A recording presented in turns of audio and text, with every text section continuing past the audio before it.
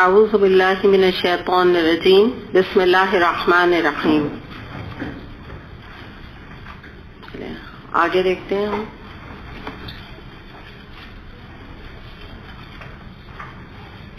آیت نمبر 22.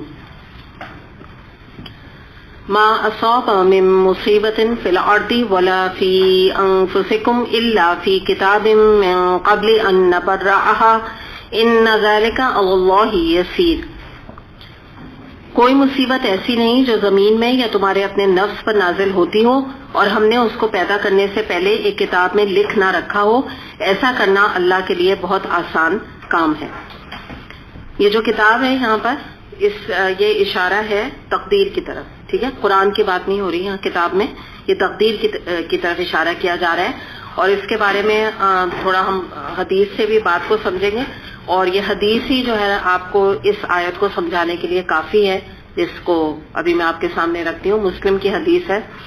نبی کریم صلی اللہ علیہ وسلم نے فرمایا کہ اگر تمہیں کوئی نقصان پہنچ جائے تو یہ نہ کہو کہ اگر میں اس طرح کر لیتا تو اس طرح ہو جاتا, کیونکہ اگر کا لفظ شیطان کو دخل اندازی کا موقع دیتا ہے, بلکہ تم یوں کہا کرو قدر اللہ وما شاء فعل.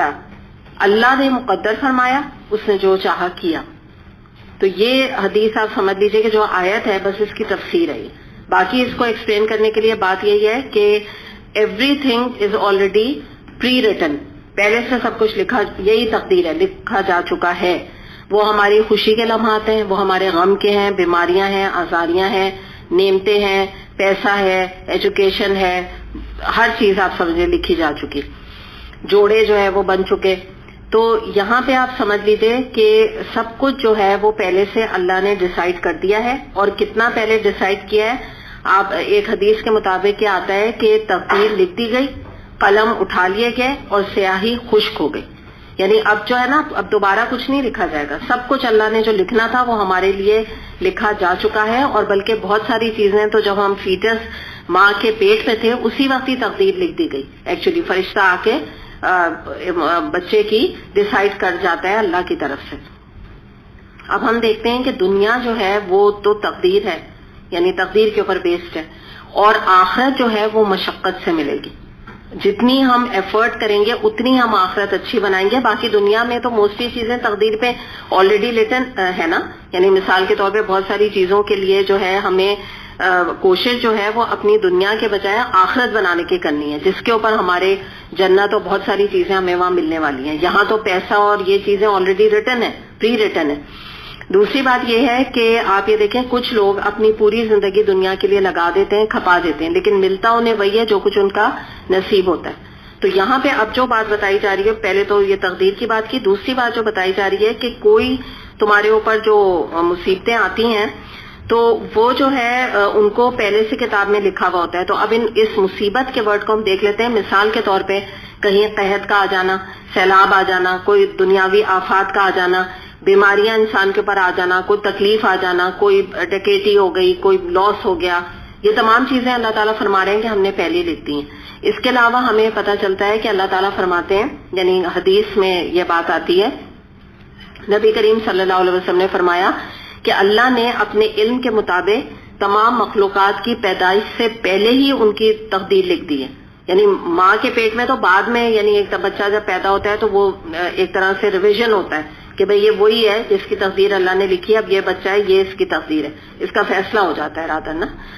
اور ایک اور حدیث ہمیں ملتی ہے, یہ ہے مسلم کی حدیث, اور اس میں بھی آتا ہے کہ اللہ تعالیٰ نے آسمان اور زمین کی تخلیق سے 50,000 سال قبل ہی تمام دنیا کے انسانوں کی تقدیریں لکھ دی تھیں. 50,000 سال قبل, کین یو امیجن. تو اتنی پہلے تقدیر لکھی ہوئی ہماری ہم سب کی. تو یہی بات یہاں پر ہے کہ جو بھی کوئی یہ نیچرل کلیمٹی ہو گئی, کوئی رشتہ دار کی موت ہو گئی قریبی کی, تو یہ تمام چیزیں انسان اپنے ذہن میں رکھے کہ یہ سب چیزیں تقدیر کا حصہ ہیں, اور اس کے اوپر ایمان لانا بھی ہمارے ایمان کا حصہ ہے. تقدیر پر ایمان بہت امپورٹنٹ ایک شاخ ہے ایمان کی. دوسری بات ہم یہ دیکھتے ہیں کہ نبی کریم صلی اللہ علیہ وسلم کے بارے میں آتا ہے, حاکم میں یہ حدیث ہے کہ جب کوئی بات اگر آپ کے سامنے ناگوار آتی تھی یا آپ کو ناگوار لگتی تھی یا آپ کو سمجھے کوئی تکلیف پہنچتی تھی تو آپ کہا کرتے تھے الحمدللہ علی کل حال، ہر حال میں اللہ کی حمد و شکر اور اللہ کا احسان. تو یہی ہمیں بھی اپنے آپ کو ٹریننگ دینے کی ضرورت ہے ایسے مواقع پر کہ انسان راضی برضا رب رہے، کہ جو کچھ اللہ ہے اللہ کی طرف سے، نہ اپنے آپ کو بلیم کرے، سیلف بلیم کرے، نہ اللہ کو بلیم کرے، اور نہ ہی سیلف پٹی کا شکار ہو کہ میرے ساتھ ہی ہو گیا. یہ والی چیز ہے سیلف پٹی، یہ بھی مناسب نہیں ہے. اور دوسری بات یہ کہ دیکھیے دنیا جو ہے وہ میں نے آپ کو بتایا نا کہ بہت ساری چیزیں ہمارے اختیار میں نہیں ہیں. ہمارا خود ایک جینڈر کے طور پہ عورت کا بننا یہ اللہ نے ہمیں بنا دیا، ہمارے اختیار میں تھا ہم مرد بننا چاہیں، ہمیں پوچھا گیا نہیں پوچھا گیا. بہت ساری اولاد ہے، اللہ کی مرضی، اللہ جس کو بیٹا دے دے بیٹی دے دے. تو بات یہ ہے کہ دنیا کے لیے اپنے کو کھپانا یہ جو ہے نا کوئی بہت بڑا نفع کا سودا نہیں ہے. آخرت ہمارے اختیار میں، آخرت کے لیے ہم اپنے آپ کو کھپائیں، آخرت کے لیے اپنے آپ کو لگائیں. آگے دیکھتے ہیں ہم جو بات یہاں پر آ رہی ہے نا اسی کے حوالے سے ہے.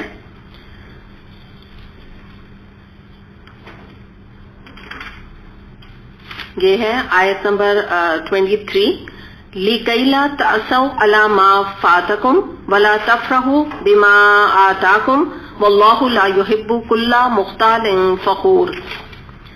یہ سب کچھ اس لیے ہے تاکہ جو بھی نقصان تمہیں ہو اس پر تم دل شکستہ نہ ہو، اور جو کچھ اللہ تمہیں اپنا عطا فرمائے اس پر پھول نہ جاؤ.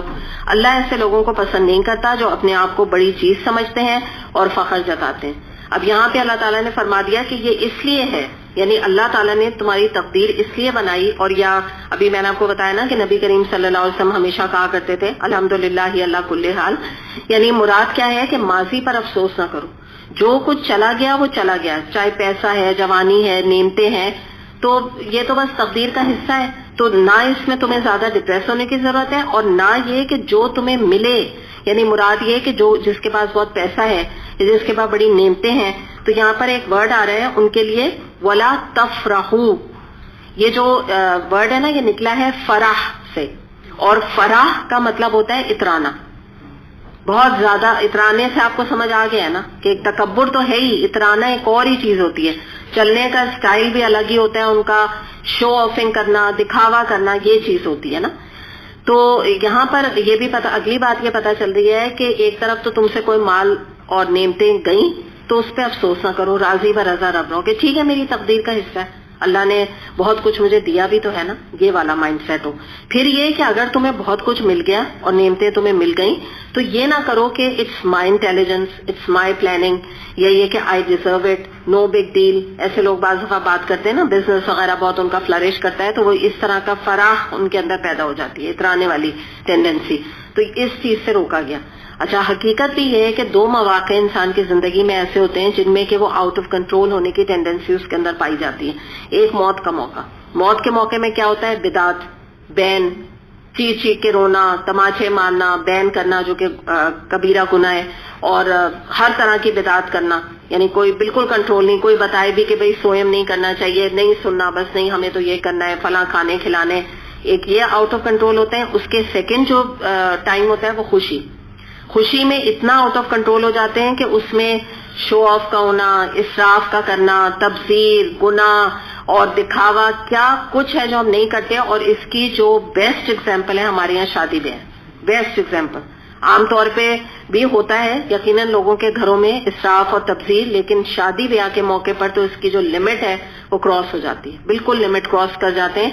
تو اس سے بھی یہاں روکا گیا ہے، اس سے بھی یہاں پہ بتایا گیا ہے کہ اتنے ایکسٹریم پہ جانے کی ضرورت نہیں ہے، اتنا اترانے کی ضرورت نہیں ہے کہ اللہ نے اگر تمہیں 4 پیسے دے دیے تو اب تم اس کو شراب میں اور جوئے میں اور پارٹیز میں اور ڈرگس میں اور ان تمام چیزوں میں اڑانے لگ جاؤ، جو کہ کام ہم تصور دیکھتے ہیں. تو اللہ تعالیٰ نے یہ جو ایکسٹریمز کے رویے ہیں ان سے نکال کے ایک بیلنسڈ رویہ اختیار کرنے کے لیے کہا گیا ہے.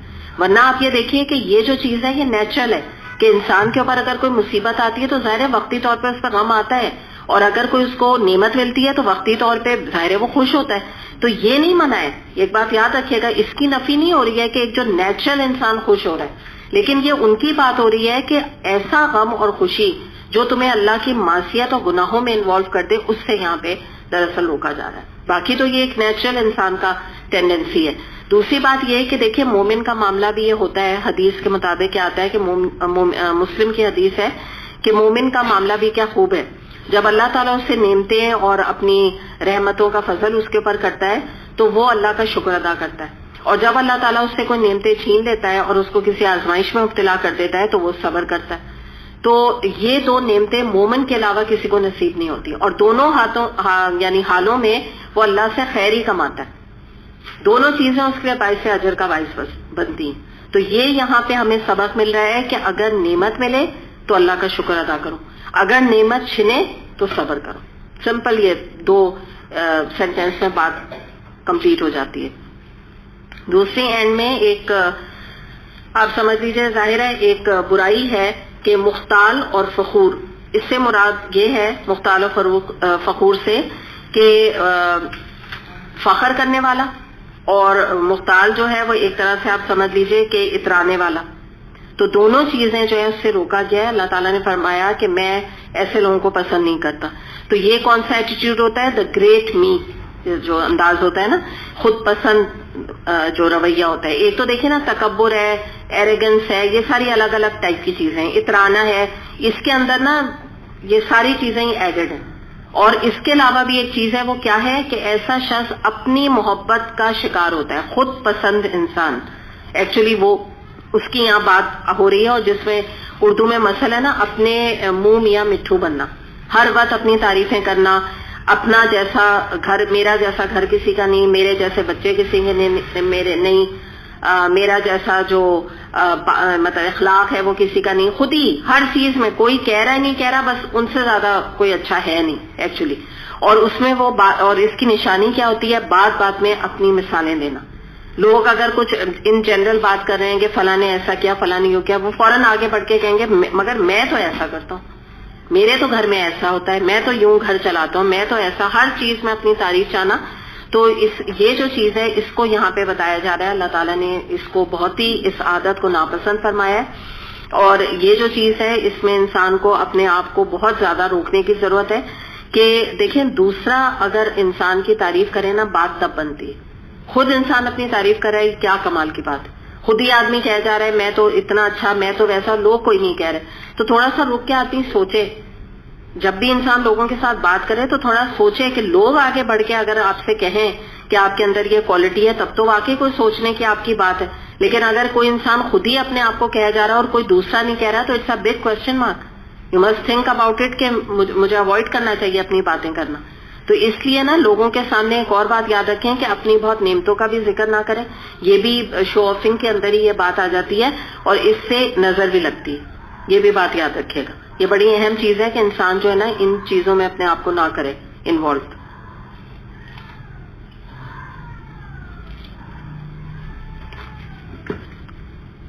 اللہ خیر کرے. کیسی آواز شور میاؤں تو آ رہی ہے. چلے بلی کی ہو اللہ کرے، عجیب خوفناک سی آواز. چلے آیت نمبر 24.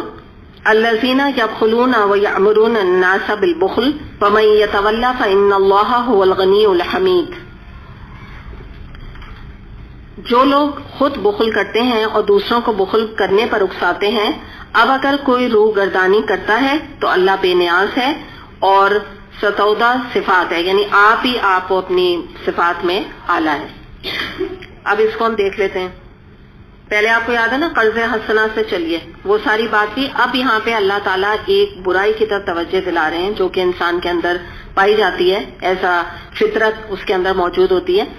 اور کچھ لوگ ایسے ہوتے ہیں کہ دیکھیے کنجوس ہوتے ہیں نا، وہ پھر اپنے معاملے میں بھی ہونا، مطلب بخل اگر ہم کہہ رہے ہیں بھائی چلو اپنے معاملے میں بھی ہو. بعض لوگوں کا معاملہ کیا ہوتا ہے کہ اللہ کی راہ میں دینے کے لیے، غریبوں کو دینے کے لیے، فلنتھروپسٹ کام کرنے کے لیے بخل کرتے ہیں. اپنے معاملے میں تو ہر 6 مہینے پر نئی گاڑی، ہر تھوڑے دن کے بعد صوفہ چینج ہو رہا ہے، پردے چینج ہو رہے ہیں، ہر طرح سے جو ہے نا اپنے آپ کو جو ہے وہ اپنی ضروریات پوری کرتے رہتے ہیں.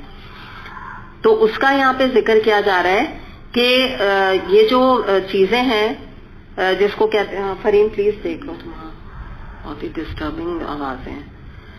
تو اس کا ذکر یہاں پہ کیا جا رہا ہے کہ جب دین پہ خرچ کرنے کی بات آتی ہے تو بڑے اندیشے آتے ہیں نا سامنے کہ ابھی تو میرے بچے کے بھی فلاں چیز ہے, مجھے یہ بھی چیز لینا, مجھے وہ بھی چیز لینا ہے. لیکن اگر آپ یہ دیکھیے کہ اگر ان سے یہ کہو کہ بھئی آپ کی بیٹی کی شادی ہے, ولیمہ ہے, تو اس کو اتنا مہنگا میک اپ نہیں کرائیں, یہاں پیسے بچا لیں. آپ جو ہے بہت مہندی مائیوں وغیرہ کر کے یا ویسے ہی کھانوں کے جو کھانے وغیرہ ولیمہ یا شادی ہے اس کو تھوڑا کٹ ڈاؤن کریں, اپنے چارجز کو کم کھانا کریں, کم لوگوں کو بلائیں, کم ڈشز رکھیں. تو یہ ساری چیزیں نو نا, سب بگ نو جس کو کہتے ہیں. اس کے بعد اگر کوئی کہے بھئی آپ بازار میں سارا دن کیوں لگاتے ہیں, کوئی کم کرتے ہیں شاپنگ اپنی, پیسے ادھر بچا لیں, تو وہ نہیں ہے نا. تو شادی کی ڈیکوریشن ہو گئی, پھولوں پہ لاکھوں روپے آج کل لوگ لگا رہے ہیں, دلہن کے ڈیزائنر جوڑا ہے, ضروری تو نہیں دلہن کا ڈیزائنر جوڑا ہو. تو ان چیزوں میں اگر ان کو کہا جائے کہ آپ تھوڑا طریقے سے چلیں تو کہتے ہیں کہ نہیں, یہ تو یہ کہتے ہیں کہ یہ تو کنجوسی ہے, وہ یہ سمجھتے ہیں. تو اس چیز کو یہاں پر ہمیں دیکھنے کی ضرورت ہے کہ دو طرح کا بخل ہوتا ہے. ایک تو کوئی انسان کنجوس ہوتا ہے, وہ اپنے لیے بھی ہوتا ہے, خود بھی پھٹے پرانے کپڑے پہنے رہتا ہے. یہ کوئی پہلے زمانے میں ہوتا ہوگا, اب نہیں ہوتا ایسا. آپ نوٹ کیجئے, اب لوگ جو ہے خود اچھے حال میں رہتے ہیں, اپنے آپ کو سرو کرتے رہتے ہیں, لیکن دین کو کوئی بھی کسی قسم کا بھی پیسہ نہیں لگاتے. تو ایکچولی یہاں پہ اس بخل کی بات ہو رہی ہے. یہ وہ والا بخل ہے جو وہ انسان سمجھتا بھی نہیں کہ میں ایک کنجوس آدمی ہوں اللہ کے دین کے حوالے سے, اللہ کے دین کی راہ میں خرچ کرنے کے حوالے سے. تو یہ کہ ایسے لوگوں کو اگر قرآن کے اوپر اسپینڈ کرنا تو الگ بات ہے, دین کے لیے اسپینڈ کرنا تو الگ بات ہے. اگر قرآن کے لیے نکلنے کے لیے اور کلاس کے لیے بھی کہا جائے تو وہ نہ صرف یہ کہ خود آگے نہیں بڑھتے, گھر نگلیکٹ ہو رہا ہے, اسٹڈیز نگلیکٹ ہو رہی ہیں, بچے نگلیکٹ ہو رہے ہیں, اور اگر ہم قرآن کی طرف آگے تو ساری انٹرٹینمنٹ ختم ہو جائے گی, یعنی کہ 10 بہانے. ٹھیک ہے, تو یہ بھی بخل کی ایک سٹیج ہے. اور یہاں پر ہم یہ دیکھتے ہیں کہ نبی کریم صلی اللہ علیہ وسلم نے فرمایا کہ ایک مومن میں 2 خصلتیں جمع نہیں ہو سکتی, نمبر 1 بخل اور نمبر 2 بد اخلاقی. اس کے علاوہ یہ ایک اور آیت ہے سورہ آل عمران آیت نمبر 180, جن لوگوں کو اللہ نے اپنے فضل سے مال عطا کیا اور اس میں وہ بخل کرتے ہیں تو وہ یہ نہ سمجھیں کہ یہ بخل ان کے حق میں اچھا ہے, بلکہ یہ ان کے لیے برا ہے. جو کچھ وہ بخل سے جمع کرتے ہیں یوم قیامت ان کے گلے کا طوق بنے. تو یہ اس بخل کی طرف اشارہ کیا گیا ہے. آگے دیکھتے ہیں آیت نمبر 25. لقد ارسلنا رسلنا بالبينات وانزلنا معهم الكتاب والميزان ليقوم الناس بالقسط وانزلنا الحديد فيه بأس شديد ومنافع للناس وليعلم الله من ينصره ورسله بالغيب ان الله قوي عزيز. ہم نے اپنے رسولوں کو صاف نشانیوں ہدایات کے ساتھ بھیجا اور ان کے ساتھ کتاب اور میزان نازل کی تاکہ لوگ انصاف پر قائم ہوں, اور لوہا اتارا جس میں بڑا زور ہے اور لوگوں کے لیے منافع ہیں. یہ اس لیے کیا گیا کہ اللہ کو معلوم ہو جائے کہ کون اس کو دیکھے بغیر اس کی اور اس کے رسولوں کی مدد کرتا ہے. یقیناً اللہ بڑی قوت والا اور زبردست ہے. تو سب سے پہلے جو یہ ہم سورہ پڑھ رہے ہیں نا, اس کا نام ہے حدید. حدید کا اردو میں اگر عربک کو اردو سے کریں تو مراد ہے لوہا. تو اس کا سب سے پہلے ہم اس کے اوپر بات کر لیتے ہیں, اور اس کو ہم یہ دیکھتے ہیں کہ ہمیں پتہ یہ چلتا ہے اس آیت میں کہ آپ یہ دیکھیے اللہ تعالیٰ فرما رہے ہیں ہم نے لوہا اتارا. ٹھیک ہے, ہم نے لوہا بنایا نہیں, لوہا اتارا آسمان سے. تو یہ ایک انکشاف ہے جو اس آیت میں ہو رہا ہے. اور ہم یہ دیکھتے ہیں کہ یہ ہے research department of north western university of California. تو انہوں نے اس کے اوپر آج نہیں پہلے ریسرچ ہو چکی ہے, تو اس میں انہوں نے اپنی ریسرچ میں یہ وہاں پہ جو انہوں نے سائنٹسٹ نے کی تھی تو ان کا یہ اسٹیٹمنٹ ہے کہ انہوں نے کہا کہ the iron fell from the sky it's called metal of heaven. یعنی یہ انہوں نے کہا کہ یہ آسمان سے آیا ہے لوہا, اور یہ جو ہے یہ جنت کا جو ہے میٹل ہے. یہ ان کی ریسرچ تھی. اور اس کے بارے میں آتا ہے کہ مزید جو ریسرچز ہوئی ہیں اس میں یہ جیسے جیسے وقت گزر رہا ہے کہ لوہا جو ہے وہ یعنی آئرن جو ہے یہ میٹیرائٹ کے ذریعے سے, جو آپ کو پتا ہے نا یہ جو ستارے ہوتے ہیں ان کو شہاب ثاقب, ان کے ذریعے سے یہ نیچے گرایا گیا. اور اس کی جو ارلیسٹ فارم ہے وہ ڈائریکٹلی, یہ ریسرچ میں اردو میں اب ٹرانسلیٹ کر رہی ہوں, آسمان سے آئی ہے. اور یہ دنیا میں ڈیولپ ہوا ہی نہیں ہے, کیونکہ جو انہوں نے ریسرچ کی اور لوہے کو اسٹڈی کیا تو ان کو پتا چلا کہ یہ اتنا پرانا میٹل ہے کہ دنیا بھی اس وقت نہیں بنی ہوگی. تو یہ ریسرچ سے بھی یہ بات ثابت ہے اور وہی چیز اللہ تعالیٰ نے یہاں فرما دی. دوسری بات یہاں فرمائی کہ اس میں بڑے منافع ہیں تمہارے لیے. تو اس کو ہم دیکھ لیتے ہیں کہ لوہے سے سب سے پہلے تو جو ہم چیز دیکھتے ہیں وہ جنگی ہتھیار بنتے ہیں, جو کہ آپ کو پتا ہے پہلے کے زمانے میں اگر دیکھیں تلوار, نیزہ, پھر آج بندوق ہے, ایٹم بوم ہے, توپیں ہیں, جنگی جہاز ہیں اور پلینز ہیں, راکٹ ہیں, ٹینکس ہیں, سب چیزیں آپ دیکھیں لوہے سے بنتی ہیں اور کتنی امپورٹنٹ ہے. اس کے علاوہ اگر آپ یہ دیکھیں تو گھروں میں لوہا کتنی چیزوں میں یوز ہوتا ہے, صنعتوں میں یوز ہوتا ہے, مشینز وغیرہ بنتی ہیں. پھر اس کے بعد سرجیکل انسٹرومنٹس جو ہیں وہ لوہے کے ہوتے ہیں, چھریاں ہیں, چاقو ہے, کینچی ہے, ہتھوڑا ہے, سوئی ہے. اس کے علاوہ یہ زراعت اور تجارت وغیرہ میں بہت ساری لوہے کی چیزیں, پروڈکٹس جو ہے وہ استعمال کی جاتی ہیں. عمارت میں استعمال کیا جاتا ہے, فرنیچر میں استعمال کیا جاتا ہے. کہاں نہیں یوز ہوتا نا. تو وہی اللہ تعالیٰ نے فرمایا کہ اس کے بہت سارے منافع, بہت سارے فائدے ہیں جو لوہا ہم نے اتارا, آسمان سے پیدا نہیں کیا, اتارا. اس کے بعد اگلی جو بات اس آیت میں آ رہی ہے وہ یہ آ رہی ہے کہ ہم نے رسولوں کو بھیجا ہدایت کے ساتھ, اور اس لیے بھیجا کہ وہ انصاف پر قائم رہیں کتاب کے ساتھ. تو اس سے مراد یہ ہے کہ اللہ تعالیٰ کی جو کتاب قرآن ہے اس میں ہمیں یہ رسولوں نے یہ دعوت دی کہ ہر صورت میں تمہیں عدل کرنا ہے, چاہے تمہارے انفرادی معاملات ہوں, تمہارے گھریلو معاملات ہوں یا تمہارے اجتماعی معاملات ہوں, ہر جگہ پہ انصاف کے دامن کو ہمیں اپنے ساتھ رکھنا ہے. سورہ مائدہ آیت نمبر 8 میں بھی آتا ہے, اے لوگوں جو ایمان لائے ہو سچائی کے علمدار بن کر کھڑے ہو جاؤ اور دیکھو کسی قوم کی دشمنی تمہیں اس بات پر آمادہ نہ کرے کہ تم عدل نہ کرو. عدل کرو کیونکہ یہ تقوی سے زیادہ قریب ہے. اللہ سے ڈرتے رہو, بے شک وہ بھی تمہارے ہر عمل سے باخبر ہے.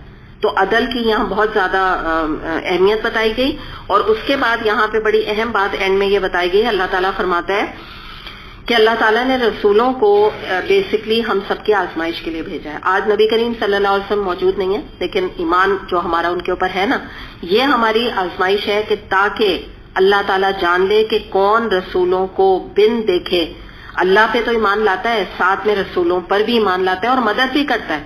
آپ دیکھیں نا کیسی بات ہے, رسول تو آج موجود نہیں ہے لیکن دین کے کاز میں جو آج ہم مل جل کے بیٹھے نا پڑھنے پڑھانے کا کام کر رہے ہیں, یہ بیسکلی ہم نبی کریم صلی اللہ علیہ وسلم کے مشن کو آگے پہنچا رہے ہیں اور ہمارا ان کے اوپر ایمان ہے, ہم مدد کر رہے ہیں ان کی. تو اللہ تعالیٰ کو دیکھنا ہے اپنے بندوں کو, اسی لیے اللہ نے جو ہے رسولوں کا یہ طریقہ کار رکھا. اور دوسری بات, اہم بات جو اس آیت میں آ رہی ہے وہ یہ کہ اللہ تعالیٰ کو اس بات کی حاجت نہیں ہے کہ ہم بالضروری اللہ کے رسولوں پر ایمان لائیں اور بالضروری ہم اللہ کے دین کی مدد کریں. میں نے کیا بولا ہے, حاجت نہیں ہے, ٹھیک ہے, اللہ کو ضرورت نہیں ہے. مراد کیا ہے کہ اگر ہم اپنا حصہ اللہ کے دین کے کاز میں اور نبی کریم صلی اللہ علیہ وسلم کے جو دین آگے پھیلانے کی ذمہ داری ہے اس میں ڈالیں گے تو ہمارا اپنا نفع ہے. ورنہ ہم کیا سمجھتے ہیں, اللہ تعالیٰ نے تو اس دین کو غالب کرنا ہے, ہم دیکھ لیں گے ہمارا حصہ کتنا پڑا. تو یہ بات بھی ہمیں یہاں سمجھنے کی ہے کہ جو لوگ اللہ کے رسول خاص طور پہ اور دیگر پہلے انبیاء کی انہوں نے مدد کی, انہوں نے اپنا فائدہ کیا, ہم بھی اپنا فائدہ کریں گے اگر آج ہم اتباع رسول کریں گے, نبی کریم صلی اللہ علیہ وسلم کی سنتوں کو زندہ کریں گے. ہمارا اپنا بھلا ہے, ہمارا اپنا فائدہ ہے اور یہ اللہ کو راضی کرنے کا ایک ذریعہ بھی ہے, اللہ کی مغفرت اور اس کی رحمت پانے کا ایک ذریعہ بھی ہے. ورنہ اللہ کا دین تو ویسے بھی نافذ ہونا ہے, تو اللہ کا دین ڈیپینڈنٹ نہیں ہے ہم پہ.